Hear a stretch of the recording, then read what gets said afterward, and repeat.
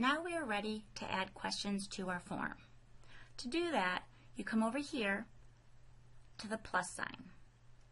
When you click on that, the question box will appear. You can choose what type of question under this menu, drop-down menu. I'm going to start with a multiple choice question.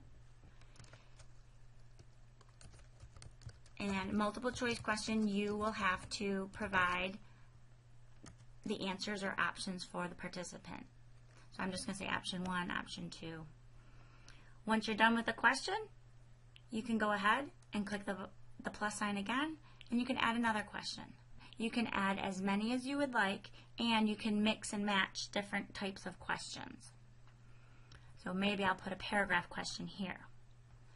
One thing you want to notice is that there is a required button. If you want your participants to be required to answer a question, you will want to click this on. Once that is on, a red asterisk will show on that question, alerting the participant that this is a required question and it will not be able to be submitted until it has been answered. If you create a question and you decide that's not exactly what you wanted, you can go ahead and you can click the trash can and it will delete it. If you would like to add an image to your question, you would click this button here. As you can see, you can take a snapshot from your computer. You can search if you have things already in your drive or if you know one on the web already. You can go ahead and insert that. That would be a great option if you were asking a question about a map, a diagram, a graph. There are many options for the images. You can also add a video. If you are someone who is flipping their classroom, maybe you insert a video and add questions after it for students to take at home. You will get the results and you will know that the video was watched. You can also add sections.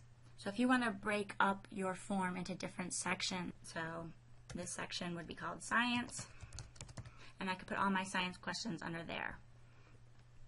It acts almost like a page break. If there's a question that I'd like to use over and over, I can duplicate it by this button right here. This will duplicate the question, and then maybe I tweak it a little bit, but I didn't have to rewrite the entire question. At any time, I can go up here to the little eyeball in the upper right-hand corner to preview what the form will look like. This is what it would look like from my participants view. Since I put another section in, I would click next, and that section would show up. I can close that, and it takes me back to editing mode. Well, again, as many questions as you'd like through the plus sign. If you would like to add a title or a description, you can add it through this button here, images and video, and section breaks.